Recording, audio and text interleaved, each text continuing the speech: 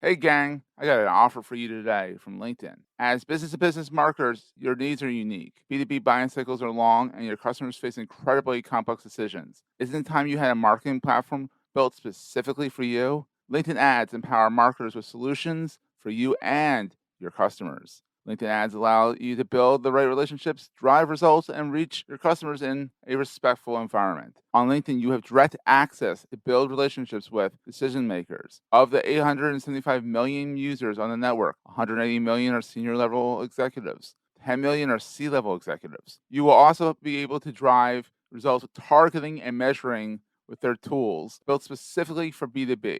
And best of all, they work. Audiences exposed to brand messages on LinkedIn are 6 times more likely to convert. LinkedIn ads also rank number 1 for security, community, and ad experience as part of the Business Insider's Digital Trust Study. Make B2B marketing everything it can be and get a $100 credit. It's a $100 credit on your next campaign. Go to linkedin.com/MPN to claim your credit. It's linkedin.com/MPN. Terms and conditions apply. If we want to be francophone, it is Larcade. But the Larcade, because we must get and we hate the L's as French, but yeah, it's Larcade. It's Larcade in French, but it's Larcade. Entrepreneurs Enigma is a podcast for the ups and downs of entrepreneurship.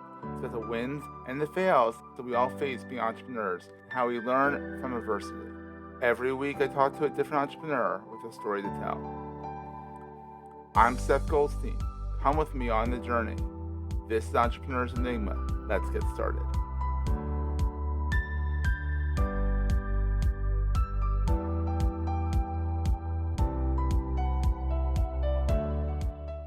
Hey everyone, welcome to another edition of the Entrepreneurs Enigma podcast. I'm Seth, as always, has not changed. I'm here with a good buddy of mine, Christopher Larcade. Larcade. I'll keep the fun stuff at the beginning of the show before the intro, so people can get the joke. That's what I get. Yeah, Larcade. I will invade your company and I will rule you if that happens as well as Larcade. You did a little too well, buddy. Well, I've often aspired to be a third world dictator. I just couldn't find the gig. There you go. All right, so Chris is the chief bottle washer, the chief dictator over at Synergy Sales Consulting. Correct. I'm slowly transferring a branding change over to Synergy Sales Advisory. That we're gonna roll that out. How fancy! Ooh la la! I know, yeah. That's all going to be my fancy francophone self. But I am the chief bottle watcher. It's just one bottle, but I wash it well. So yeah, well, that's there what you I go. do. There you Absolutely. go. Absolutely. And so you're busy being a fractional sales VP, and you also help people figure out how to do sales, which you would think is not hard to do, but when you think about it, sales is really hard to do if you think about it the wrong way. When I look to engage with company owners and CEOs to look overall what their entire process is, both from a marketing and a sales standpoint. I would swim in the marketing lane. I don't do that. Yeah. I leave that to better professionals such as yourself, Seth. Oh, well, thank you. But I look at where are their pressure points? What are they really doing? And how can I lead in to help? But the way I approach my business isn't just, hey, you should do X, Y, or Z, though I do act as a CEO advisor, but I combine that with the ability to lean in and do the actual work. I'll really understand not only what their own sales funnel is, but how many people don't actually understand what their buyer funnel is. So I'll spend the time and look at what the buyer funnel is. So yeah, that's what I do now. And their ICP and all that good stuff. A lot of people go into it and they're like, they kind of have an idea, but they kind of don't. And that's when you hire Chris, because he'll help you. Yeah, pretty much. He'll help you iron it out. I hope so. That's my goal. My goal is to really try to serve. My transition out of corporate life, and we'll get to that, was really, how do I be the person, and Seth, you've heard me say this a bunch of times, how do I be the person my dog thinks I am? That's the goal. And still move forward and do the things that I enjoy doing in a manner in which this is, you've heard me say this too. I'm full of great little snippets, but at the end of the day, I have more sunsets behind me than sunrises ahead. Well, so how depressing. Do I? Well, no, but it's true, right? I played a numbers game. I'm 55, right? Yeah. I followed the dead for a good 8 years. So think now, this is back in my teen years, but I think the chemicals are finally purging from my system. Well, at the end of the day, I'm not going to see a 3-digit birthday, probably. I think it'd be great if I did. You never know. At that point, everyone else around you is dead. So do you really want to reach a 3-digit? No, that's a fair point. But what do I do that provides value to Mm. myself and my inner person, as well as the people I'm engaging with as I Mhm. move forward. So that's part of what kind of gets me to motivated each and every day in what I do. I love that.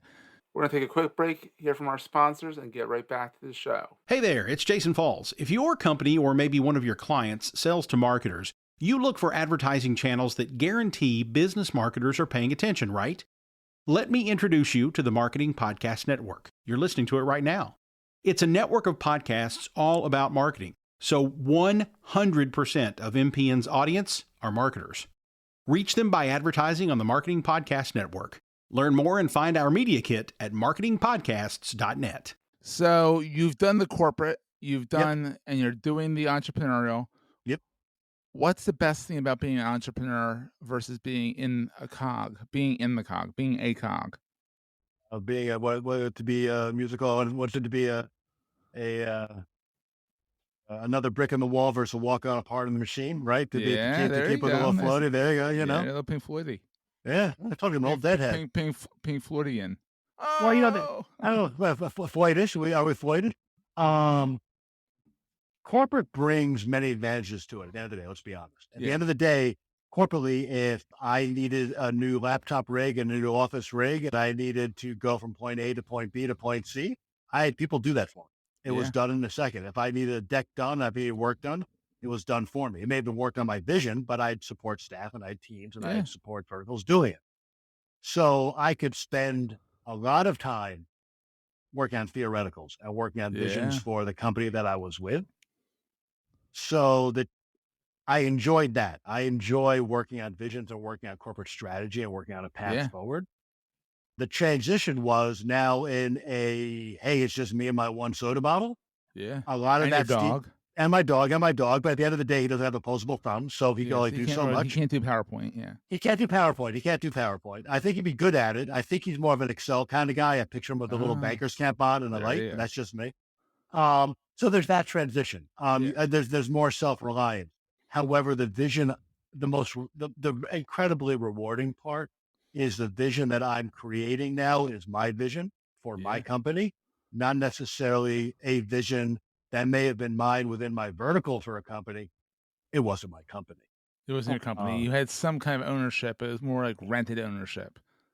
yeah, it was. Look, at the end of the day, corporate role or corporate creative thought, creative knowledge Yeah. is basically it's the Airbnb of a creative process. You don't It own the is. spot, I like right? that, yeah. But you get to stay there a little bit. Here it's all mine. Yeah, And though when I did corporately, I'm pretty confident I help people around me, I help my clients. yeah, I enjoy what I do now immensely more because I really get to see the impact and the positive. And look, I'll be the first to admit it's an ego feed, right? oh, But to have someone come up and tell me, whether it be an owner or CEO or a team member, says, thank you. You've given order and structure and some sanity back to my life, and I can now enjoy a weekend. oh, That's that's I enjoy that. rewarding. That's fulfilling for me. That's great. Versus, You might not great, I get your may, weekend. You might not get your weekend because 'cause you're helping him, but still, he gets the weekend. yeah, but he gets this weekend. That's okay. I'll balance it out, but I would lose my weekends corporately too, Yeah, and I just get lost in the machine. that's Which true. look You at always get compensated for that, whereas with yours, if you do good for this guy, he's gonna refer you out, and that makes that weekend all worth it. it does in terms of absolutely positively because it's about paying it forward from an Mhm. entrepreneurial standpoint.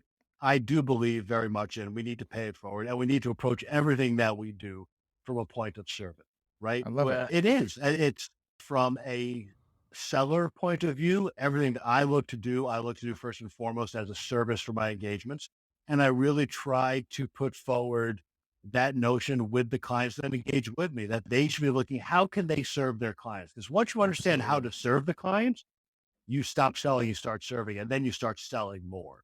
Yeah, Look, this is not an original idea to like God, yeah, but it's true. So that's how I approach my business. I think gone are the days, the meticulous selling of the churn and burn, glass eating, Glengarry, Glen Ross, yeah, copies for closers, always be closing. First prize is what? First prize is Cadillac. Second prize is second steak knives. Third prize you're fired. Those days are gone. and they should be gone how we interact in general. But so that's a long-winded answer for you. I know you'll edit that down. I love it. You're filling up the time, and I love it. I hate when people come on, they're one-word answers. I'm like, expound, please expound. So I knew I could get you to expound quite easily. So what's the scariest thing about being an entrepreneur? What keeps you up at night? Keeping the pipeline going, my own pipeline going, right? You get it, right? Yeah. I feel good about it. I use the CRM. I mean, I see it, and it's there, and it makes sense. And as I transition, I'm transitioning to a slightly different model. That doesn't concern me. But that's there. Okay, let's keep this pipeline going. And look, I'm always questioning myself. I had a friend call it, there's a psychological term for it called the imposter syndrome. Yeah, we all face it. Yeah. I believe so passionately in that I need to be providing the correct value for my clients' investment. Because at the end of the day, because look, I'm working small to mid-sized businesses. None of these people are listed, right? This is all money literally out of their pocket. So if someone's going to take their family vacation money or their car, their money they're going to put for their family pool, whatever that is, I'd better translate that to value. That's going to translate to 2 cars or a bigger pool. So that keeps me up at night. Am I consistently doing the right thing? Now that becomes somewhat detrimental in that then has me working on projects at 5 and 6 in the morning. But oh God, yeah. But that's okay. But sometimes you're more up at that hour. You're more fresh at that hour than at 11 o'clock at night. So 1,000%. Oh, I think as you know, I'm in the city. I enjoy the city in the middle of the morning because it's quiet. But that's what keeps me awake. Is A, am I keeping my pipeline going, and B, am I giving all the value that I should be giving to my clients on a regular basis? And if I'm concerned about that somewhere, how can I lean in more? I love that. Yeah. So what is the most important thing to carry with you all the time? The obvious, sure, but your phone. Everyone says your phone. Yeah, that's obvious. I think intellectually, I carry with me, and I think it's always important to carry with you, the idea that when you stumble or trip or make a mistake, it's an opportunity for improvement, not an opportunity. It's not inherently a horrific thing. It's an opportunity for change, because the positive only reinforces who we are, which is good and great. Yeah. So I carry that forward, especially when times become, when work or life around you can become difficult. And the other thing is also philosophical. And you've heard me say it a gazillion times. I really do want to be the person my dog thinks I am. That's important to me. I mean, but philosophically, right? Because dogs look at humans as these perfect individuals, and one's perfect. So not, Absolutely. We're completely fallible creatures. But how do I continue to deserve that idealism? And it's more of a philosophical comment. And physically, I really can't think of anything that I have. I always seem to wear a bracelet of some kind. Yeah. So maybe that. I wear a watch occasionally. I go up at my place on weekends, and my cell phone doesn't work, and that's great by me. I have Wi-Fi where I go. Middle of nowhere, New York. I love it. Yeah, absolutely, positively, man. I think we do need to disconnect. I don't need to get hippy drippy and get back to nature, but I think the amount of electronic pressure that comes in on us on a daily, weekly, and weekend basis needs to be managed, because it impacts our productivity and impacts our relationships, both professionally and personally. So for me, I choose to disconnect and not shave and hang out in the woods for a weekend. Back out like a lumberjack and then hurt yourself trying to shave. Absolutely, positively. Give it a little stubble. Absolutely. I think giving space is important. I think I try very hard outside of client interactions to really manage my emails by that 8-12-5 standard. Yeah, I try. My text, it doesn't. Well, but I'll say this: do we end up creating for ourselves a self-fulfilling prophecy in so much that if we respond at 10:30 in the morning, people are going to expect us to respond at 10:30 in the morning. But if we respond in general at 8, 9, 12, and 5, which is what I do, outside of I watch it. But look, responding to emails, we're going to finish this up, and I will spend the next 45 minutes hammering through emails. Yeah. If I did that all day, it's a constant distraction. So anyway, I'm off on a tangent. But anyway, no, tangents are good. Tangents are good. Yeah. So here's a question for you. Where can people find you online? Where's your chief watering hole online? In terms of where to reach out to me? Where can they see what you're writing about? Where can they get the sense of Chris? The hard. Right on LinkedIn. Yeah. I'm in the process of slowly building out a website as part of the name change, which will be under Synergy Sales Advisory. And that'll be synergySalesAdvisory.com. And right now it's all through LinkedIn. LinkedIn, reach out, look for the guy with his head tilted with a smile on his face with a good head of hair. Thank you, man. And here's the interesting thing. I always do a head tilt. I don't know why I do a head tilt. I It's find myself good. always, basically like my mother burned into me when I was a kid. Lean in and do this. I find Yeah. myself, I'm like, wow, I always do a head It tilt. I works. do a head cock. Yeah, You look thank very friendly. You look very friendly, and you are very friendly. So that's a good Thank thing. you. Thank you, Seth. It's coming out of corporate. I spent too many years yelling and screaming in some ways. Yeah. That let's try to be friendly. Because again, it's about Absolutely. going back to what I said. It's about how we serve, not about how we put, not about what I want to sell, but how I can serve what's ahead of us. And that's for my own practice, as well as what I recommend our clients to engage in. Love it. Chris, it's been so much fun, and we'll see everyone next time. Seth, thank you so much for the time. This has been a blast. And I'm going to go work on my French enunciation and my role in my I shall go invade Waterloo. I'll talk to you later, man. Thank you, Seth. That was a great show. Hey, if you're enjoying Entrepreneurs Enigma, please give us a review on the podcast directory of your choice. We're on all of them. And these reviews really help others find the show. Also, if you're getting value from the show and want to buy me a coffee, go to the show notes and click on the link to help me stay awake while I bring you more great episodes to your ears. That's in the show notes, and I look forward to the next episode. Take care, guys.